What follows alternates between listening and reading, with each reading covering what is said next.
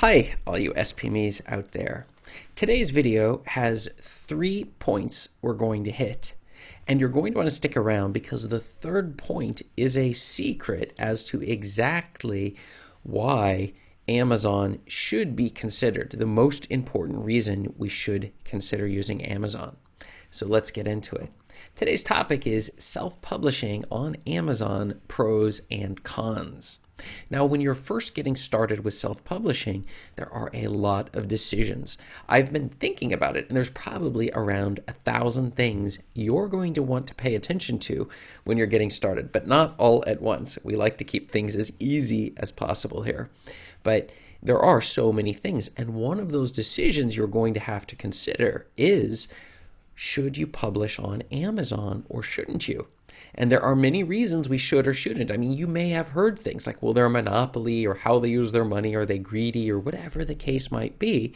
Or maybe you can do better elsewhere. And so there's just so much confusion, and it leaves you sitting there thinking, I don't know where I should publish it. And the worst thing is an author who has books, and before you even have self-published your very first book, you've given up because of this analysis paralysis. And this is what we want to cut through today by looking at the pros and the cons of going with Amazon for your self-publishing. This is Chris Baird from selfpublishingmadeeasynow.com, where self-publishing doesn't have to be so hard. Hit the subscribe button if you find this video helpful, because I want to reach as many people as possible, and we need to beat the YouTube algorithm. In addition, I want you to check out below in the description, and you will find a copy of my absolutely free self-publishing checklist, which will help you get started in your self-publishing and also in terms of your marketing afterwards. So go ahead and check that out. It's absolutely free. So let's get into it. From my own story, when I first got started, I was introduced to people who were hating Amazon, and they were hating it for a lot of reasons. Maybe they were hating it because of Jeff Bezos and the company itself. They didn't like something about that, or they were so greedy, or their monopoly that's killing mom and pop bookstores.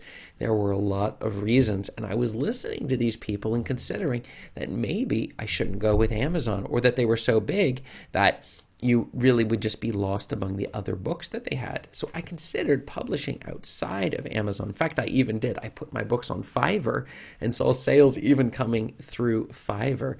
But the thing was, I was thinking maybe I could find a more ethical opportunity outside of the Amazon area. So what happened was, in the end, I did opt for going for Amazon, and I have seen my sales go up. These other locations that I attempted to sell my books did much poorer than Amazon, and there's a number of reasons for it, which we will hit on today's slide. But the thing was, we don't stop with just Amazon. We start with Amazon. It's a starting place to get our paperback KDP print, our Kindle books out, which is the now EPUB files we can put there, and then in addition to getting our audio files through ACX Audible onto the market.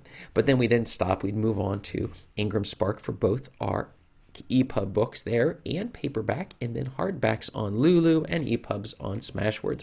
And this huge soup of distribution, it results in a win, but Amazon is definitely the biggest chunk of that.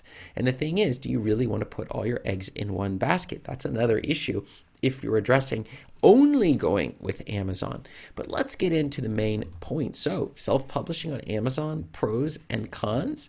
Well, let's hit the cons first. I always like to hear the bad side first before we go into the positive.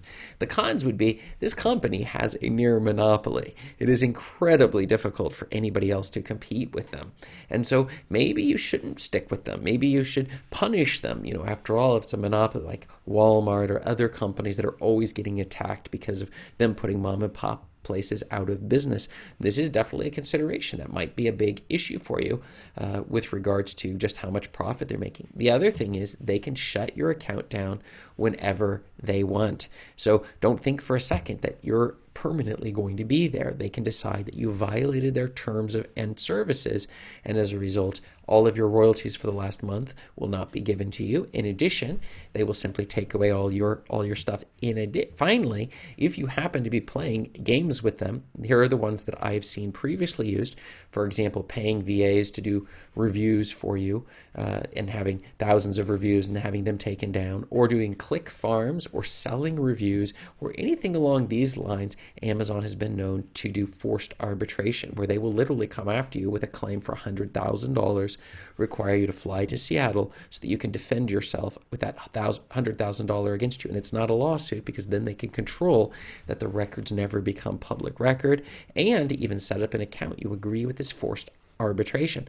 This can be very, very tricky. And then in addition, we're going to even lose our royalties on top of it. Now, hold on for a second before you start getting worried. This has only happened, I think it was in 2018, in September was the time frame, and it was like an earthquake that hit when Amazon did this particular action against 3 or 4 individuals.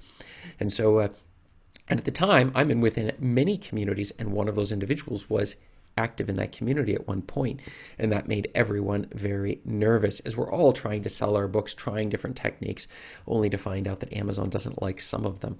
And so even some of my students who are using click farms in order to get more downloads of their books.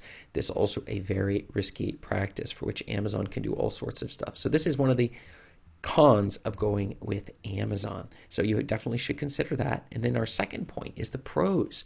They have a pile of customers who've already given them their credit cards, and when they're searching for books, they're looking to buy. They're one click away from buying, and there's nowhere else it's going to be so easy for your readers to buy your books when they're available, when they want to, and even find them, or even find you as an author. Their intent when they're searching is specifically to find your book. And the search engine on Amazon, it's like the second or third largest of all search engines on earth.